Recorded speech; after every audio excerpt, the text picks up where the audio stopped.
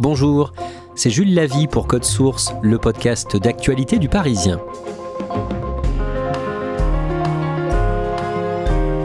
Vous avez peut-être entendu parler de cet étudiant marseillais de 24 ans, Mathieu, qui s'est suicidé après une greffe de barbe ratée, une greffe effectuée dans une clinique turque à Istanbul.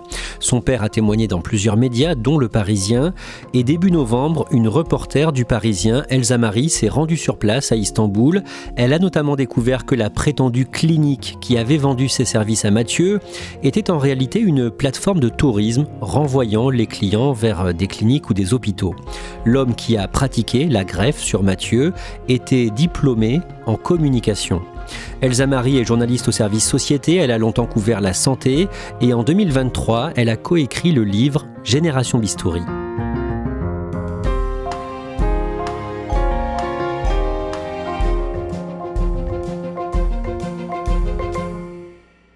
Elsa Marie, en février 2023, avec une collègue du Parisien, Ariane Rioux, vous avez publié un livre, une enquête sur la chirurgie esthétique chez les jeunes en France. On en avait d'ailleurs parlé dans Code Source.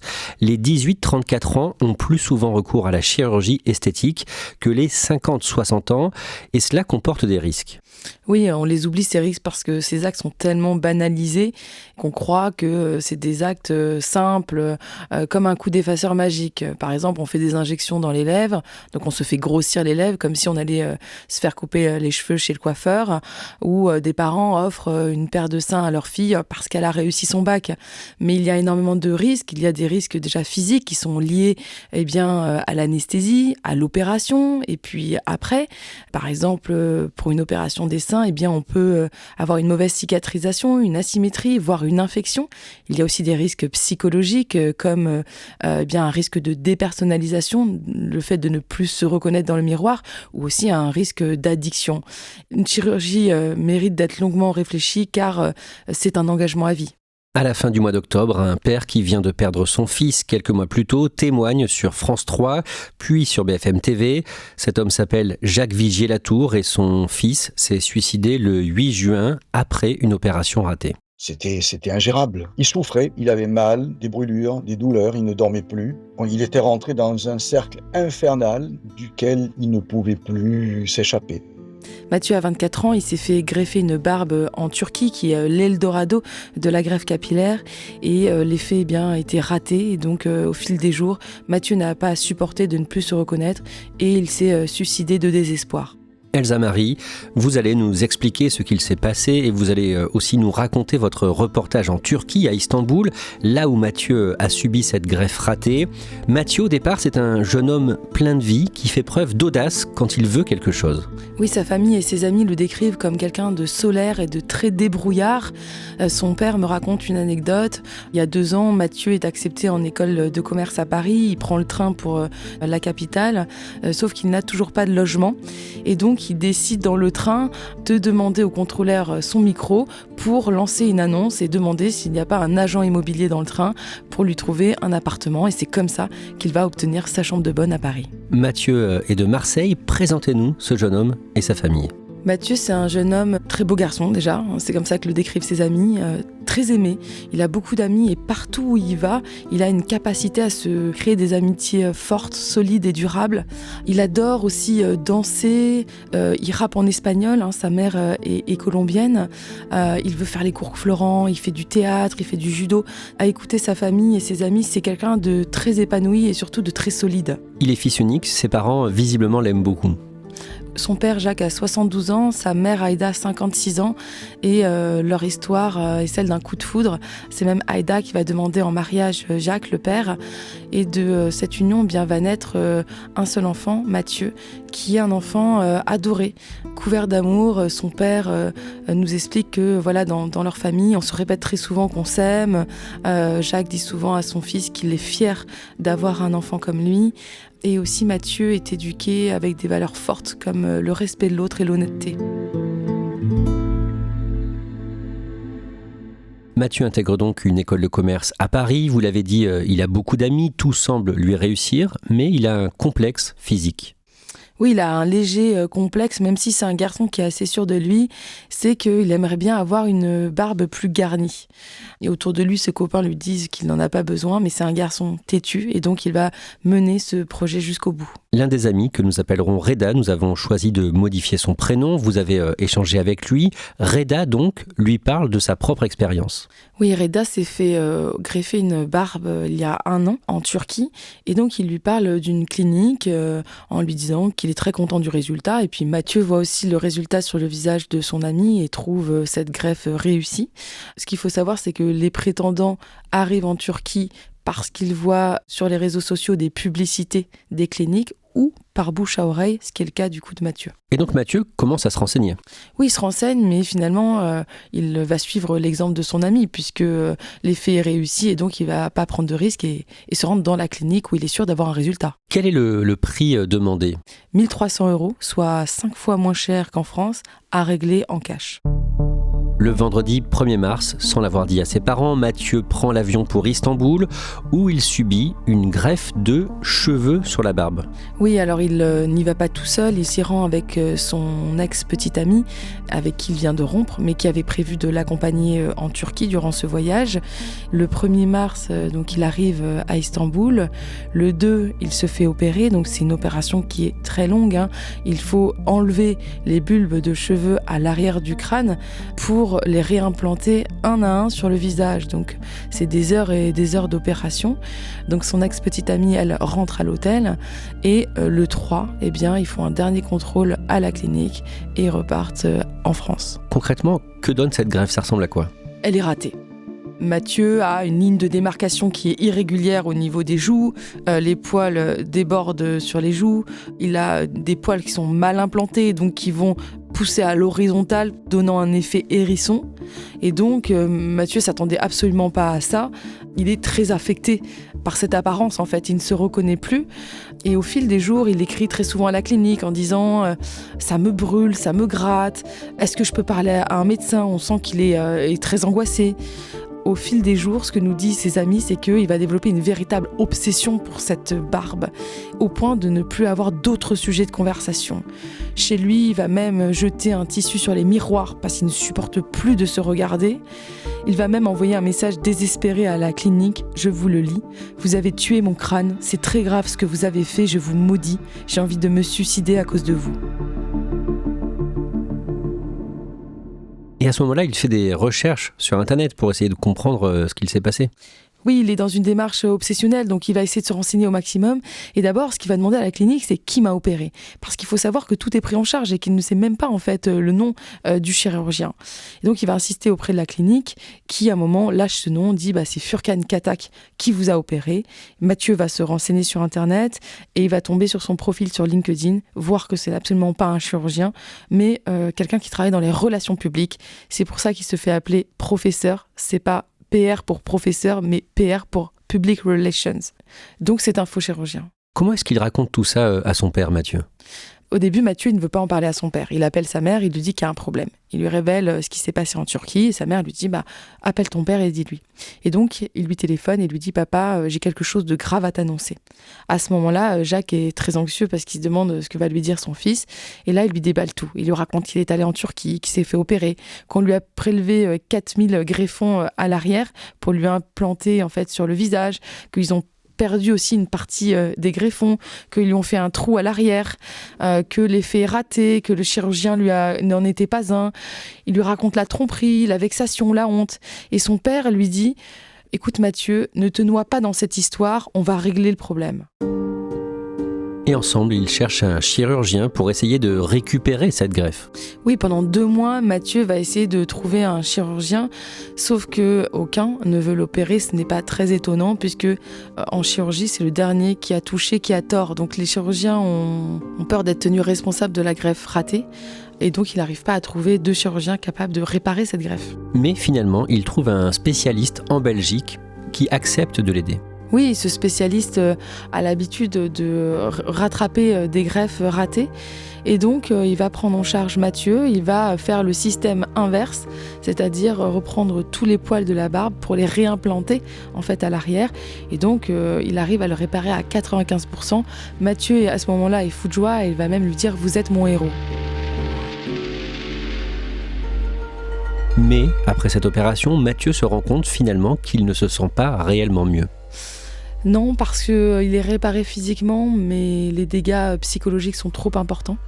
Il n'arrive plus à se reconnaître. En fait, il est victime de dysmorphophobie. C'est un trouble de la perception qui fait qu'on ne se voit pas tel qu'on est. Et donc, il n'arrive plus à savoir qui il est. Ça entraîne une crise identitaire trop forte. Le deuxième problème, c'est ce mensonge du chirurgien à qui il a fait confiance. Comme on l'a dit, Mathieu a été élevé avec de grandes valeurs de respect et d'honnêteté. Et il se sent terriblement honteux. Il a l'impression d'avoir été berné. Et une amie nous dit, Mathieu, c'est comme s'il avait le sentiment d'avoir été violé. Au printemps, au mois de mai, Mathieu redescend à Marseille chez ses parents pour se ressourcer. Oui, il va réviser ses partiels à Marseille, chez lui, entouré de ses parents qu'il adore. Et il va quand même mieux, parce qu'il est choyé par sa famille. Alors son père nous dit que de temps en temps, on voit qu'il est préoccupé. À un moment, il lui dit « Dans ma tête, c'est un enfer ». Mais ils passent quand même des bons moments ensemble, ils vont se balader au bord de l'eau. Il retrouve son fils et il se dit que voilà, il vit un mauvais passage, mais qu'il va réussir à le surmonter. Mathieu remonte à Paris pour ses partiels et le 9 juin, une voisine donne l'alerte. L'étudiant s'est suicidé dans sa chambre de bonne. On l'a dit, plusieurs mois plus tard, fin octobre, son père, Jacques, témoigne à la télévision, puis aux Parisiens. Vous, Elsa Marie, vous partez en reportage à Istanbul. Sur place, vous rencontrez un chirurgien esthétique renommé et vous le faites réagir au cas de Mathieu. Oui, j'arrive dans son bureau, qui est un bureau très luxueux, avec plein de récompenses au mur, et je lui parle du cas de Mathieu, mais il est déjà au courant de cette histoire. Je lui montre les photos de sa greffe et il me dit « ça mérite pas plus de 2 sur 10. La personne qui lui a fait ça est un incompétent ». L'homme qui avait greffé Mathieu n'était pas chirurgien, il travaillait à l'origine dans la communication. C'est ce que le jeune homme avait découvert sur LinkedIn. On est sûr d'abord que ce n'est pas un homonyme ? Totalement sûr, parce que sur la photo LinkedIn, Mathieu reconnaît la personne qui l'a opéré. Comment est-ce que c'est possible ça d'avoir été opéré par un communicant ? Le spécialiste de la greffe que l'on rencontre nous explique le mécanisme. Si vous voulez, d'un côté, il y a un business, le business de la greffe de cheveux qui est extrêmement rentable, et de l'autre, il y a des opérations qui sont très longues et fastidieuses. Et donc, de nombreux médecins délèguent illégalement ces actes à des petites mains, des assistants, des techniciens, qui sont souvent des aides-soignants ou des infirmiers sans formation. Et ils vont opérer à la chaîne, de façon mécanique, sans se préoccuper de l'effet, par exemple, naturel. Les ratés sont nombreux. Le médecin me dit qu'en fait, ils salissent la réputation de la Turquie, qui est considérée quand même comme experte en greffe de cheveux. Sauf que depuis 2 ans, une loi a été votée pour interdire ces petites mains. Désormais, seuls les dermatologues, les médecins esthétiques et les chirurgiens esthétiques sont autorisés à faire ces greffes. Et donc, d'après ce médecin, eh bien, le nombre de ratés a diminué. Sauf qu'on le voit, il y a encore des brebis galeuses. Elsa Marie, pendant votre reportage à Istanbul, vous découvrez que la clinique où Mathieu était censé subir sa greffe de barbe n'existe pas en réalité. Ce qui est étonnant, c'est que elle envoie Mathieu se faire opérer dans un autre hôpital. D'où cette question, comment est-ce possible qu'une clinique délègue son activité ? Ça n'a pas de sens. Et donc on va se rendre à l'adresse de la clinique. On se rend devant cet immeuble qui est assez lugubre, qui est collé à une boulangerie. Et à l'intérieur, il n'y a aucun panneau, aucune pancarte, aucune information laissant penser qu'il y a des bureaux, les bureaux d'une clinique. On frappe à tous les étages, on demande aux habitants, ils nous disent qu'ils n'ont jamais entendu parler de cette clinique. Et même le boulanger qui est là depuis 18 ans nous dit « mais je ne connais pas ». Donc on se rend compte qu'en fait c'est une adresse bidon. Concrètement, il n'y a ni clinique ni aucun signe de présence de cette entreprise. Qu'est-ce que vous faites après ? J'entre en contact avec la fameuse clinique par téléphone et je leur demande quel est leur rôle. Et ils me répondent tout de suite, mais non, nous ne sommes pas une clinique, nous sommes une agence de tourisme médical. Ça veut dire quoi ? Ça veut dire qu'en fait, c'est un intermédiaire entre le patient et l'hôpital chargé d'organiser le voyage du début à la fin.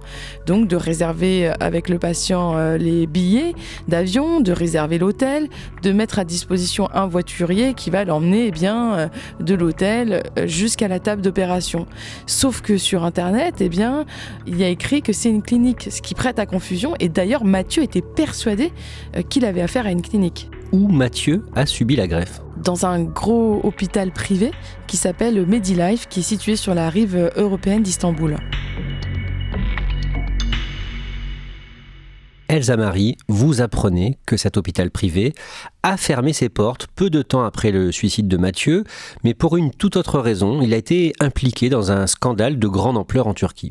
C'est une histoire rocambolesque et complètement inédite. Depuis la mi-octobre, la Turquie est secouée par un énorme scandale qu'on appelle le gang des nouveau-nés et qui implique une vingtaine d'hôpitaux publics et privés, surtout à Istanbul. Et parmi eux, justement, ce fameux hôpital Medilife. En fait, des médecins, avec la complicité des services d'urgence du 112, l'équivalent du 15 chez nous, ont fait de faux diagnostics d'enfants malades pour les envoyer vers des unités néonatales de pointe, leur donner beaucoup de médicaments, les garder longtemps pour soutirer un maximum d'argent aux familles et à l'État.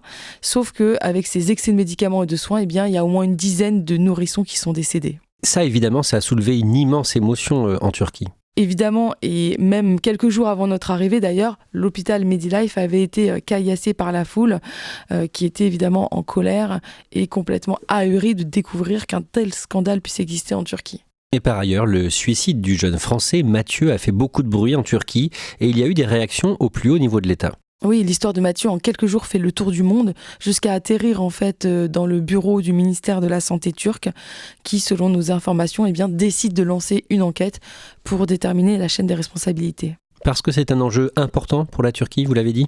Oui, on l'a dit, la greffe de cheveux représente une manne financière énorme et l'idée est de ne pas salir la réputation, même si c'est déjà le cas. Le grand médecin, souvenez-vous, qu'on avait rencontré, nous dit que la Turquie va mettre au moins 6 mois à se relever de cette histoire. Elsa Marie, quand vous prenez l'avion pour rentrer à Paris le 7 novembre, vous pouvez voir que les Français qui vont en Turquie pour des greffes de cheveux sont encore très nombreux. Oui, pour ceux qui ne sont jamais allés à Istanbul, on voit très souvent ces greffés dans la rue. C'est-à-dire qu'ils sont opérés, mais après, ils peuvent sortir. Le lendemain, en général, ils vont au Grand Bazar ou visiter Istanbul. Et on les reconnaît parce qu'ils ont ces crânes chauves ensanglantés, souvent le crâne très rougi. Et ils portent un bandeau noir au nom de la clinique. Et donc, on en voit un peu partout, notamment dans l'avion du retour, quand ils rentrent en France. Rien que dans mon avion, il y avait à peu près 25 greffés. Des hommes entre 30 et 50 ans qui viennent entre copains. Ces greffés sont tellement nombreux que la compagnie aérienne Turkish Airlines a été même rebaptisée Turkish Airlines, la compagnie du cheveu. Elsa Marie, on l'a dit, le père de Mathieu veut communiquer aujourd'hui dans les médias pour alerter les autres parents. Il n'aurait jamais imaginé que son fils allait se suicider un jour. Non, il disait Mathieu était quelqu'un qui était absolument pas fragile ni dépressif. C'était quelqu'un d'enjoué, qui avait des projets, qui était très solide, très solaire et qui avait même pris des billets d'avion aussi pour partir en voyage. Donc c'était quelqu'un qui se projetait. Il savait que son fils allait pas bien, il l'avait senti. Mais de là à passer à l'acte, il n'aurait jamais imaginé.